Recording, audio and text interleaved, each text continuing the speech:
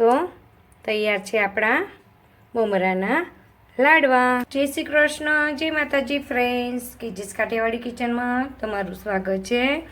ઉત્તરાયણ નજીક આવી ગઈ છે તો આપણે હોમમેડ ઘરે ઝટપટ બની જતા અને હેલ્ધી જે ખાવામાં ખૂબ જ ટેસ્ટી હોય છે તેવા આપણે મમરાના લાડવા બનાવીએ।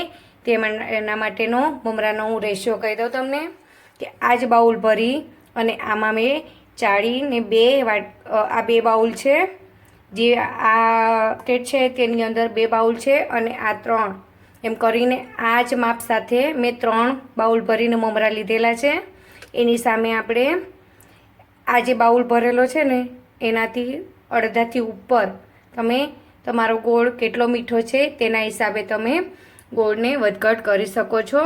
તો આ 2 બાઉલ અને આ 1 એમ કરીને 3 બાઉલ, એની સામે આપણે 1 લેશું। પણ સૌથી પહેલાં આપણે આ મમરાને મેં સરસ ચાળીને ચેક કરી લીધા છે, તો આને થોડાક આપણે એનું મોઇસ્ચર ઉડે એટલા શેકી લઈએ। તો ચાલો કઢાઈ ગરમ કરી છે તો બનાવવાનું શરૂ કરીએ। ફ્રેન્ડ્સ, મમરાને શેકાતા 2 થી 3 મિનિટ થઈ ગઈ છે। તમે નજીકથી દેખાડું, તમે જોઈ શકો છો કેટલો સરસ પાવડર ફોર્મ થઈ જાય છે। બસ આપણે આટલા જ શેકવાના છે। ઓલરેડી એ ગેસ ગોળ મેલ્ટ થશે ને ગોળનો પાયો થશે ને એટલે એની સાથે થઈ જ જશે। તો હવે આને ઠંડા કરી દઈએ। ફ્રેન્ડ્સ, મમરાને મેં એક વાસણમાં કાઢી દીધા છે। મમરા ઠંડા થાય ત્યાં સુધી આપણે જે આ બાઉલનો રેશિયો લીધો હતો ને કે 3 બાઉલ મમરા લીધા હતા, તો આપણે પોણો ભાગનું મારો દેશી ગોળ છે એટલે બહુ મીઠા થઈ જશે, એટલે પોણા ભાગના આપણે આ બાઉલ ભરી અને ગોળ લેશું। ફ્રેન્ડ્સ, મેં પોણોથી ઉપર દેશી ગોળ, જેને સરસ મેલ્ટેડ ટાઈપનો છે તે લઈ લીધો છે। તમે પારસમણી કે કોઈ બી જાતનો તમે ગોળ જે ચીક્કીનો આવે તે પણ લઈ શકો છો અને તમારા ઘરે અવેલેબલ હોય તે પણ લઈ શકો છો। હું મોસ્ટ ઓફલી મારા ઘરે જે દેશી ગોળ 12 મહિનાનો હોય છે તે જ યુઝ કરું છું, છતાં પણ આપણી ચીક્કી છે કે મમરાના લાડુ છે તે બહુ સરસ બનતા હોય છે। તો સાઈડ પર મેં કઢાઈ મૂકી દીધી છે। ફ્રેન્ડ્સ, કઢાઈ મેં મૂકી દીધી છે અને આપણા મમરાના લાડુ શાઇનિંગવાળા અને બહુ સરસ બને તે માટે આપણે પહેલાં 1 ચમચી ઘી મૂકીશું। ઘી એકદમ ઓપ્શનલ છે, તમે ડાયરેક્ટને ગોળ પણ મેલ્ટ કરી શકો છો તેમાં થોડું પાણી નાખીને, પણ તમે મમરાના લાડુ અત્યારે શિયાળામાં મમરાના લાડુમાં થોડો 1 ચમચી જેટલું તમે ઘી નાખશો ને ફ્રેન્ડ્સ, એટલે તમારા લાડવાની શાઇનિંગ એટલી મસ્ત અને દેખાવમાં પણ બહુ જ સરસ બનતા હોય છે। ઘી આપણું ગરમ થઈ ગયું છે તો તરત જ એને ફ્રેન્ડ્સ મેં ઝીણો ગોળ કર્યો હતો ને એટલે તમે જોઈ શકો છો કે મારો ગોળ સરસ મેલ્ટ થઈ ગયો છે। હવે આમાં બબલ્સ આવે ત્યાં સુધી આપણે એને સરસ પાયો થવા દેશું અને કંઈ જ નથી કરવાનું ફ્રેન્ડ્સ। ધીમા તાપે આવી રીતે અને સરસ ઉભરો આવે એટલો એને આવવા દેવાનો છે। તમે હેન્ડલ કરી શકો તો તમારો ગોળ મેલ્ટ થઈ જાય ને પછી તમે હાઈ ફ્લેમ પણ કરી શકો છો। ફ્રેન્ડ્સ, તમે જોઈ શકો છો મારો ગોળ મેલ્ટ સરસ થઈ ગયો હતો એટલે મેં ગેસની ફ્લેમ હાઈ કરી દીધી છે અને ગોળને આવી રીતે બબલ્સ આવે ત્યાં સુધી એને સરસ આવી રીતે બધી બાજુ ફેરવતા જાય અને આપણે ગોળને મેલ્ટ કરવાનો છે।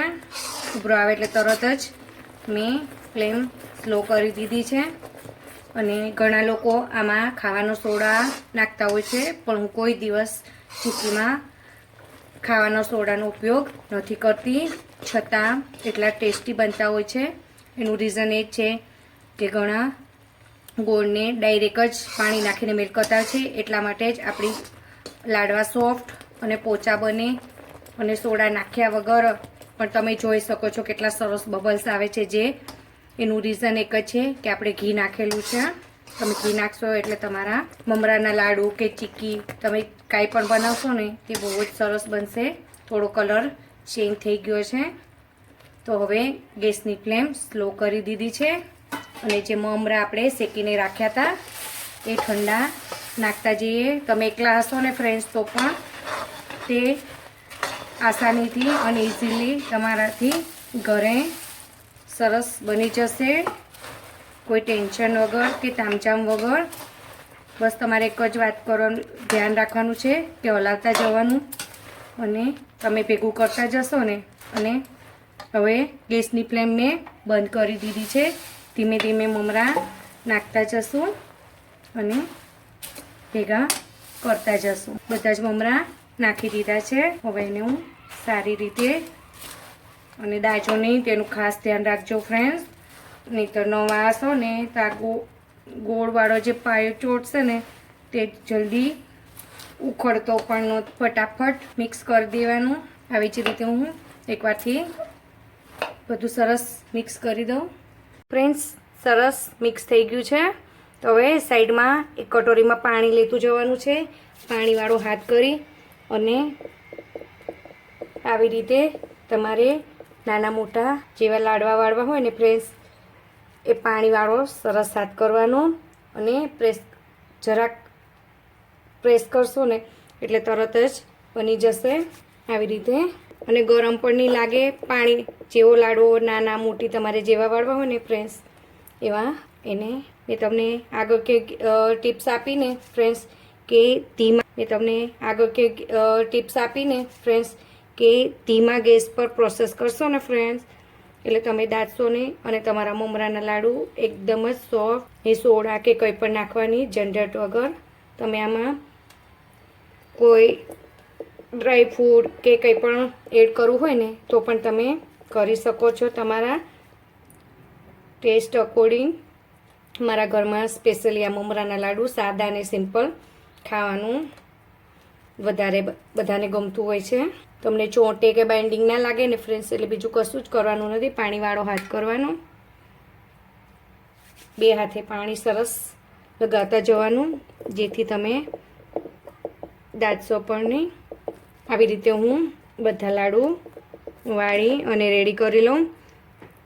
તમારું મિક્સર જો ઠંડુ થઈ જાય ને ફ્રેન્ડ્સ તો જરાક વાર એક ટિપ્સ છે, એને ગેસ પર જ રાખીને તમે લાડવા વાળશો ને ફ્રેન્ડ્સ તો એ ગરમ ને ગરમ રહેશે. નીચેથી ગરમ રહેશે ને ઉપરથી ઠંડા થશે ને એમ તમે વાળતા પણ જશો અને ઇઝીલી તમારું કામ 5 થી 10 મિનિટમાં પતી જશે. અને એકલા હશો ને ફ્રેન્ડ્સ તો ડબ્બો ભરીને પણ તમે 10 થી 15 મિનિટમાં એકલા જ બનાવી શકશો. તો આવી રીતે બધા જ રેડી કરી લો ફ્રેન્ડ્સ. જોઈ શકો છો તમે મારે અડધા મમરા એક થાળી ભરી અને વળાઈ ગયા છે. આટલા મેં રેડી કરી લીધા છે. છતાં આટલું મિક્સર એક થાળી જેટલું ઠંડુ થઈ ગયું હતું તો મેં પાછી ગેસની ફ્લેમ ચાલુ કરી અને સ્લો ગેસ પર જ એને પાછું તમે મેલ્ટ કરશો ને એટલે સરસ મિક્સર જે ડ્રાય થઈ ગયું હશે પાછું લૂઝ ફોર્મમાં આવી જશે. તો આ એક ટિપ્સ છે. તો તમે એકલા હાથે પણ બનાવશો ને ફ્રેન્ડ તો તમે 10 થી 15 મિનિટની અંદર તમે બહુ બધા મમરાના લાડુ હેલ્ધી એવા ઘરે બનાવીને રેડી કરી શકશો. તો આ ટિપ્સને જરૂર ફોલો કરજો ફ્રેન્ડ્સ. હાથમાં પાણી લગાવી અને આવી રીતે તમે આ મમરાના લાડુ બનાવશો ને ફ્રેન્ડ્સ તો એકલા હાથે બે હાથે પણ તમે બહુ સરસ બનાવીને રેડી કરશો. તમે જોઈ શકો છો એ બંને હાથનો ઉપયોગ કરીને બબે લાડુ બનાવું છું તો પણ એ કેટલા સરસ બાઇન્ડિંગ સરસ થઈ જાય છે. એક જ વાતનું ખાસ ધ્યાન રાખવાનું છે કે તમારે હાથ પર ઘી અથવા પાણીનો ઉપયોગ કરી અને જે લાડુ વાળવાના છે તો જેથી તમે દાટશો નહીં અને ઇઝીલી એ વળી જશે.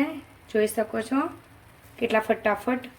અને ગેસની ફ્લેમ ચાલુ છે, એકદમ સ્લો ફ્લેમ પર જ મેં રાખ્યા છે જેથી એ ઠંડુ ના થઈ જાય અને આપણા લાડવા બનીને રેડી થઈ જાય. તો આવી રીતે હું બધા જ રેડી ફ્રેન્ડ્સ તમે જોઈ શકો છો કોઈ પણ તામઝામ વગર આપણે થાળી પરી અને 5 થી 10 મિનિટની અંદર કેવા સરસ લાડવા બની અને રેડી છે.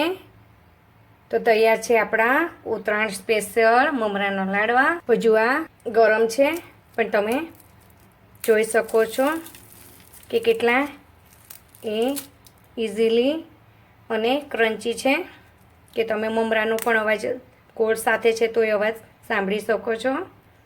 તો ઘરે જરૂરથી ટ્રાય કરજો ને આગળ મેં તમને ટિપ્સ આપી ફોલો કરીને બનાવશો ને ફ્રેન્ડ તો તમારા 10થી 15 મિનિટની અંદર ડબ્બો ભરી અને મમરાના લાડુ તૈયાર થઈ જશે. જે ઘર બનાવેલા હશે તો બધાના માટે હેલ્પ પણ છે. તો ઘરે જરૂરથી બનાવજો અને કમેન્ટમાં મને જરૂરથી કહેજો. અને આવા નવા વિડીયો જોવા માટે મારી ચેનલને લાઇક શેર અને સબસ્ક્રાઈબ જરૂરથી કરજો. અને કમેન્ટમાં મને બનાવી અને જરૂરથી કહેજો કે તમને મારી રેસીપી કેવી લાગે છે. ત્યાં સુધી જય શ્રી કૃષ્ણ.